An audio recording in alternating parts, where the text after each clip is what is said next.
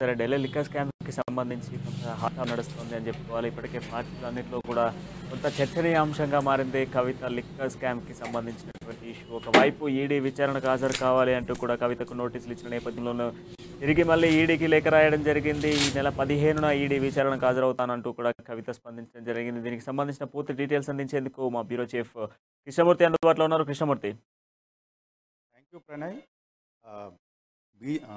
BRS MLA Kalvakuntla Kavitha liquor scam case రాష్ట్రంలో ప్రకంపన సృష్టించిందని మనం చెప్పక తప్పదు.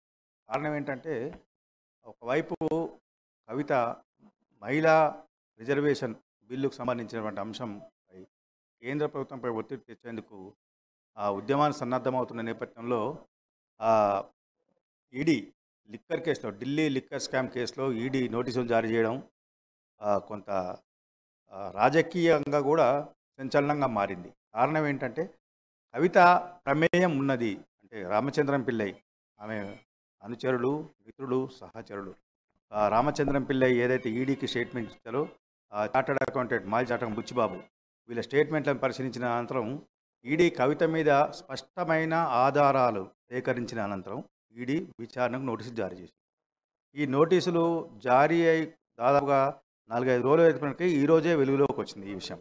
అంటే స్పష్టంగా ఈడీ విచారణ పిలిచింది, కవిత వెళ్లాల్సిన అవసరం ఉంది అనే విషయం తెరపైకి వచ్చింది. ఈ నేపథ్యంలో కవిత కొంత కామెంట్ చేశారు. ముందుగా తాను ముందు అపాయింట్మెంట్లు ఉన్నాయి, ఢిల్లీలో ఆందోళన కార్యక్రమం చేపట్టాల్సి ఉంది, దేశవ్యాప్తంగా మహిళా నాయకులను ఢిల్లీకి ఆహ్వానించిన నేపథ్యంలో ఇప్పుడు విచారణకు రావడం కుదరదు అని చెప్పేసి కూడా ఈడీకి లేఖ రాశారు. ఈడీ స్పందన రాకపోవడంతో కవిత ఢిల్లీకి బయలుదేరారు. అయితే అంతకన్నా ముందు కవిత హైదరాబాద్లోని కవిత ఇంటి ముందు ఆమె అభిమానులు ఒకవైపు ఆమె తీరును నిరసిస్తూ మరోవైపు ఆందోళనలు ప్రదర్శనలు జరిగే అవకాశం ఉందన్న ఉద్దేశంతో పోలీసులు భారీ బందోబస్తు ఏర్పాటు చేశారు. బారికేడ్లను ఏర్పాటు చేసి కవిత ఇంటి చుట్టూ పోలీసులను నియమించారు. మరోపక్క కవిత ప్రగతి భవన్కి వెళ్తుంది, సీఎం కేసీఆర్ని కలుస్తుంది అన్న ప్రచారం కూడా జోరుగా సాగింది. ఇవన్నీ చూస్తుంటే ఇంకొక రకంగా ఇంకోవైపు చూస్తుంటే బీజేపీ తమను వేధిస్తుంది, కావాలని మమ్మల్ని ఇబ్బంది పెట్టేంగా వ్యవహరిస్తుంది. ప్రధానమంత్రి నరేంద్ర మోడీకి వ్యతిరేకంగా కేసీఆర్ దేశవ్యాప్తంగా అన్ని పార్టీలను ఏకం చేసి మోడీని ప్రతిఘటించేందుకు సన్నద్ధమవుతున్న తరుణంలో కేసీఆర్ను మోరల్గా దెబ్బతీసేందుకు తనను అస్త్రంగా వాడుకుంటున్నారు అని కవిత చేసిన ఆరోపణల మీద బీజేపీ నాయకులు ఇటువైపు బండి సంజయ్ కానీ, కేంద్ర మంత్రి కిషన్ రెడ్డి కానీ, డీకే అరుణ కానీ వీళ్ళతో పాటు చాలామంది తీవ్రంగా స్పందించారు. అంటే ప్రజలు కేసీఆర్కు అధికారం ఇచ్చింది లిక్కర్ స్కామ్కు పాల్పడమనా? అంటే లిక్కర్ స్కామ్ చేసేటప్పుడు తెలంగాణ ప్రజల అనుమతులు తీసుకున్నారా? తీసుకుంటే ఎవరిచ్చారు? ఎక్కడ మాట్లాడారు? లిక్కర్ స్కామ్ చేస్తామని చెప్పారా? లేదంటే తెలంగాణ ప్రజలు లిక్కర్ స్కామ్ చేయండి, మీకు అండగా మేము ఉంటాం అని ఎవరైనా ఎక్కడైనా చెప్పారా?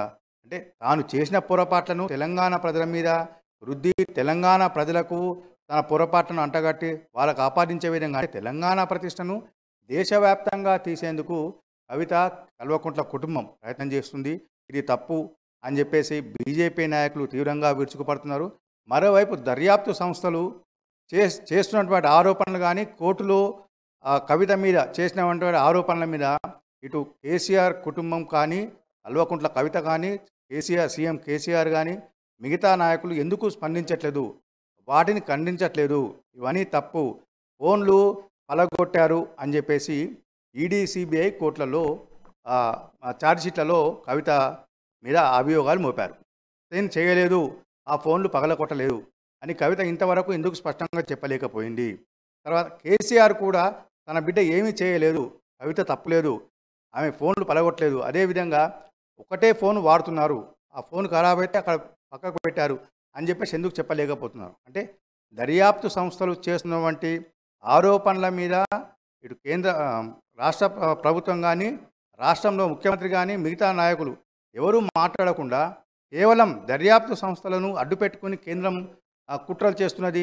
అంటే మోడీని ఎదుర్కొనేందుకు మేము సిద్ధమైన నేపథ్యంలో మమ్మల్ని ఇబ్బంది పెట్టేందుకు దర్యాప్తు సంస్థలను అడ్డుపెట్టుకున్నది మోడీ ప్రభుత్వం అని ఆరోపించడం కరెక్ట్ కాదని చెప్పేసి వాళ్ళు కూడా తీవ్రంగా దుయ్యపడుతున్నారు.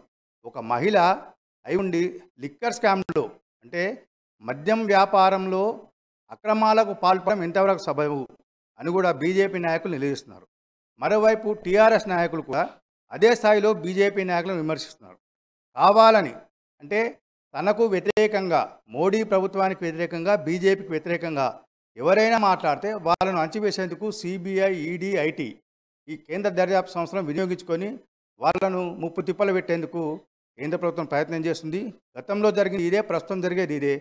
ఇంతవరకు ఐటీ చేసిన దాడులు కానీ, సిబిఐ నమోదు చేసిన కేసులు కానీ, ఈడీ నమోదు చేసి దర్యాప్తు చేసిన కేసులు కానీ ఇవన్నీ కూడా ప్రభుత్వానికి అంటే కేంద్రంలోని మోడీ ప్రభుత్వానికి ఎవరైతే వ్యతిరేకంగా మాట్లాడుతున్నారో, మోడీ పాలన పైన ఎవరైతే అసంతృప్తిని వ్యక్తం చేస్తున్నారో, మోడీ పాలనలో జరిగేటువంటి ప్రజలకు కలుగుతున్నటువంటి ఇబ్బందుల మీద ఎవరైతే ప్రశ్నిస్తున్నారో, గలమెత్తున్నారో వాళ్ళ మీద మాత్రమే ఈ సంస్థలు కేసులు నమోదు చేశాయి, ఈ సంస్థలు దర్యాప్తులు చేస్తున్నాయి, ఈ సంస్థలు కావాలని ఇబ్బందులకు గురి చేస్తున్నాయని చెప్పేసి టీఆర్ఎస్ నాయకులు ఆరోపిస్తున్నారు. అందులో భాగంగానే కవిత మీద వస్తున్నటువంటి ఆరోపణలు కానీ కవిత ఎలాంటి అక్రమాలకు పాల్పడలేదు, ఎలాంటి కుంభకోణకు పాల్పడలేదు, లిక్కర్ స్కామ్తో ఏం సంబంధం లేదు.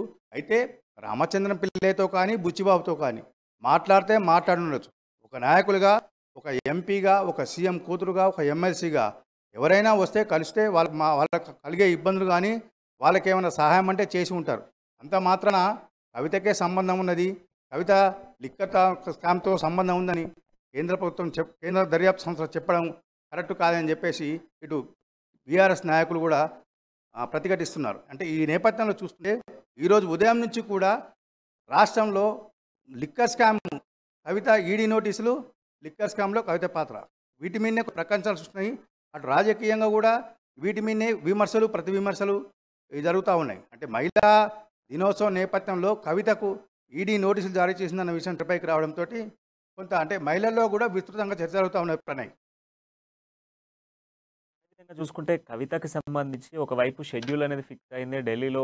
అక్కడ చూసుకుంటే మనము ఢిల్లీలో 10న ఆమె ఒక ధర్నా దీక్ష కూడా చేయబోతున్నారు. కేంద్రానికి సంబంధించినటువంటి మహిళల బిల్లు పార్లమెంట్లో ప్రవేశపెట్టిన బిల్లును శాంక్షన్ చేయట్లేదు కేంద్రం అంటూ కూడా కేంద్రానికి వ్యతిరేకంగా కూడా ఒక దీక్ష చేయబోతున్నారు. సో ఈ నేపథ్యంలో కూడా షెడ్యూల్ మార్చాలి, దాంతో పాటుగా 15న విచారణకు హాజరవుతానంటూ కూడా మెన్షన్ చేసినట్టుగా తెలుస్తుంది. దీనికి కూడా ఈడీ అంగీకరించినట్టుగా తెలుస్తుంది. ఈడీ ఇంతవరకు ఎటువంటి స్పందన ఇవ్వలేదు. కవిత లేఖ రాశారు 15 తారీఖు తర్వాత ఎప్పుడైనా విచారణకు వస్తాను, ఆ తర్వాత 15 తర్వాత ఇప్పుడు మీకు వీలైనటువంటి సమయం చెప్పండి, నేను విచారణకు హాజరవుతాను అని చెప్పేసి కవిత ఈడీని కోరుతూ లేఖ రాశారు.